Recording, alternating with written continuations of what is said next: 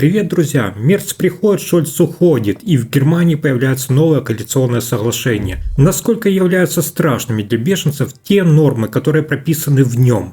Мы уже видели, что в новой коалиции ХДС, ХСС и СДПГ разразились жесткие войны мнений, и сегодня происходит опасная политическая трансформация в Германии.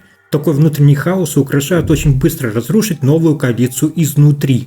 Особенно резонансным и обсуждаемым стали действия будущего канцлера Фридриха Мерца. Согласно коалиционному соглашению, новая федеральная власть намерена проверить эффективность и при необходимости адаптировать все существующие инструменты и структуры центров занятости. Это означает, что под пристальное внимание попадет и индустрия повышения квалификации для безработных и беженцев, которая очень бурно развивается и косит колоссальные деньги из бюджета Германии. При этом лидер альтернативы для Германии Алис Вайдель считает, что это новый провал программы правительства Олафа Шольца. Новый будущий канцлер Фридрих Мерц заявляет, что пересмотр всей системы центров занятости – это шаг в правильном направлении. Проблема в том, что если и дальше будут искусственно создаваться или социально-политически формироваться причины, по которым около 3 миллионов безработных не могут или не смогут в ближайшее время вернуться на рынок труда, это повлечет за собой серьезные катастрофические последствия. Среди них абсурдное увеличение беженцами и безработными программами, переобучение и при этом слабый экономический рост. Это только два примера. Разумеется, также нельзя и забывать о финансовой стороне вопроса. По мнению экспертов, если удается устроить 100 тысяч безработных, то это экономит государственным или страховым фондом от 2 до 3 миллиардов евро в год. Все зависит от того, какой доход получают эти люди на своих новых рабочих местах. Хубертус Хайль, пока еще министр труда от СДПГ в Бундестаге, заявил, что Германия должна стать страной повышения квалификации и страной иммиграции, и затем не раз повторял это. По его словам, только через обучение можно добиться устойчивой интеграции на рынке труда. Однако на практике все нередко сводится к тому, что тем, кто еще не прошел весь спектр специализированных курсов и программ, вообще не стоит пытаться попасть на рынок труда. Они считают простую работу недостаточно хорошей и надежной. По сути, министр, который продвигает идею повышения минимальной заработной платы, одновременно говорит, что сама эта работа недостойна. Понять это нелегко. Неужели работа за минимальную зарплату стала социальным клеймом? Получается, что СДПГ ценит только тех работников, кто учится всю жизнь и в итоге входит в число высокооплачиваемых специалистов. Речь, конечно, не идет о том, чтобы поставить под сомнение саму ценность образования или повышения квалификации. Но к этой смеси из государственных и частных инициатив по курсам обучения беженцев возникают, конечно же, вопросы.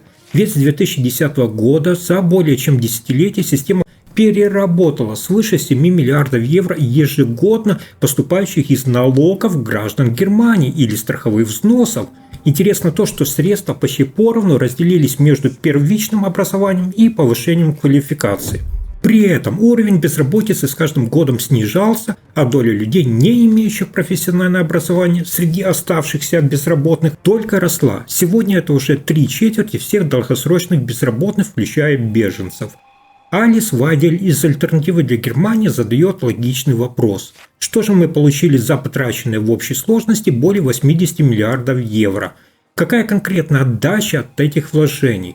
Алис Вайдель из АДГ ссылается на сайт, посвященный беженцам, которые получают пособие по безработице, где собраны самые абсурдные курсы центров занятости. Кто-то играет в магазин для отработки навыков продаж, кто-то разукрашивает картинки для развития мелкой моторики, а кто-то, как рассказал журналист из Шпигеля, проходит курс по специальности коневод, практикуясь на деревянных лошадках. Алис Вайдель говорит, что это просто смех тренироваться через экран компьютера на деревянных лошадках. Но настоящее беспокойство вызывает собственный портал Федерального агентства по труду, предназначенный для поиска курсов повышения квалификации. Это портал Курс.нет.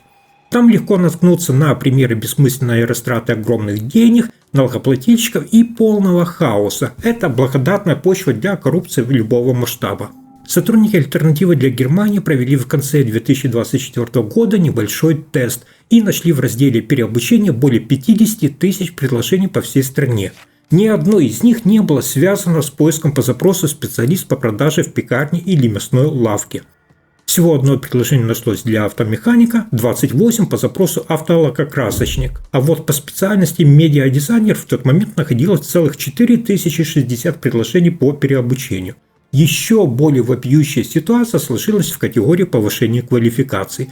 По запросу парикмахер нашлось 127 предложений по всей Германии. Для электрика 1734. Но стоило ввести в поиск коучинг, как появилось более 168 881 результата, причем на одну страницу помещалось лишь 20 из них. Будущий канцлер Фридрих Мерц сообщил, что ранее до прихода светофорной коалиции Олафа Шольца образование было куда разумнее. Он сообщил об этом из весьма примечательного самоэксперимента, проведенного ежедневником Фрейтаг, который показал интересную закономерность. Некоторые крупные поставщики услуг в сфере повышения квалификации предлагают сотни курсов, причем наибольшую выгоду они получают от так называемых онлайн-присутствия, то есть от формата, при котором обучение не проходит ни в каком реальном классе, а исключительно за экраном компьютера. Но вызывает ли такая форма виртуального фронтального преподавания доверие? Стоит ли она действительно тех 1000 евро, которые с каждого участника просят? Вопрос более чем уместный. Однако в светофорной коалиции высказывать сомнения по этому поводу вслух не рекомендовали. Уж слишком быстро можно нарваться на обвинение в том, что ты якобы хочешь бросить безработных на произвол судьбы и оставить их без знаний и навыков. Алис Вадель, в свою очередь, в одном из интервью сообщила, что необходимо быть честными. Если под стороной повышения квалификации понимается организация сотен тысяч коучинговых курсов, то трудно не усомниться в разумности этих затрат. Есть подозрение, что те 80 миллиардов евро, которые вливаются в эту отрасль, были бы куда полезнее, если бы пошли напрямую в начальные школы и основные школы. Ведь именно там можно было бы гораздо эффективнее учить детей базовым навыкам, чтению, письму и счету. Я лично предпочла бы жить в стране раннего образования, а не в стране бесконечной переквалификации, заявила Алис Вадель. Фридрих Мерц признает, что необходимы срочные и жесткие изменения. Ошибки в управлении этой системой уже давно охватили всю страну и начали угрожать ее благополучию. Недостаток квалифицированных специалистов и рабочих рук – один из главных факторов, сдерживающих рост немецкой экономики. И это не абстракция. Достаточно упомянуть, что даже временно высокий уровень заболеваемости может сократить валовой внутренний продукт Германии за год на 0,5 пункта. Тогда что же говорить о более чем миллионе свободных вакансий, на которые просто некому выходить? По оценке Торгово-промышленной палаты Германии, страна теряет как минимум 100 миллиардов евро в год недополученной выручки. А по расчетам Кильского института мировой экономики, нехватка рабочей силы снижает потенциальный экономический рост в среднем на 2/3. Производство останавливается, доходы не поступают, и как следствие государство недополучает миллиарды евро в виде налогов, параллельно неся колоссальные социальные расходы. И вот еще один интересный поворот. В 2024 году даже отказались от прежней мантры, звучавшей десятилетиями, мол, мы приглашаем в страну исключительно квалифицированные кадры. Хотя и раньше приток мигрантов и просителей убежища без образования и профессий не был чем-то редким, однако теперь официально заговорили о 25 тысяч неквалифицированных иностранцев, которые должны занять вакансии в гостиницах, ресторанах, на складах и в аэропортах. Если прочитать официальный пресс-релиз Федерального агентства по труду, то становится смешно. Цитата. 1 марта вступил в силу второй этап нового закона о привлечении квалифицированных специалистов, сообщается в нем. Он дает работодателям возможность временно нанимать иностранных работников в пиковые периоды.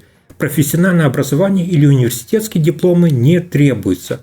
Получается почти анекдот. В законе о привлечении специалистов встроили пункт, по которому можно приглашать неквалифицированных помощников. В том же пресс-релизе сказано, это может помочь в критические периоды, когда внутренние ресурсы исчерпаны.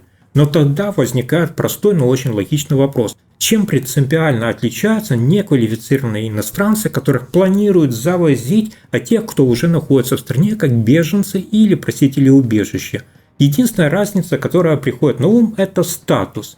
Те, кто уже здесь, как внутренние иностранцы, они получают бюргергельд и в определенный момент передаются под опеку агентства по трудоустройству. А вновь прибывшие, так называемые внешние иностранцы, должны пойти работать и, возможно, на самой работе учить или совершенствовать немецкий язык. Получается, что первое учат язык и проходят интеграционные курсы в системе повышения квалификации, эффективность которых, по правде говоря, вызывает немало вопросов, ведь в реальной занятости это почти не отражается. Но самое печальное, что вся эта действующая система превращается в настоящую трагикомедию. А теперь давайте обсудим, кого на самом деле спасает немецкая система переобучения. Безработных или тех, кто делает на этом миллиарды? Подпишитесь и спасибо за просмотр.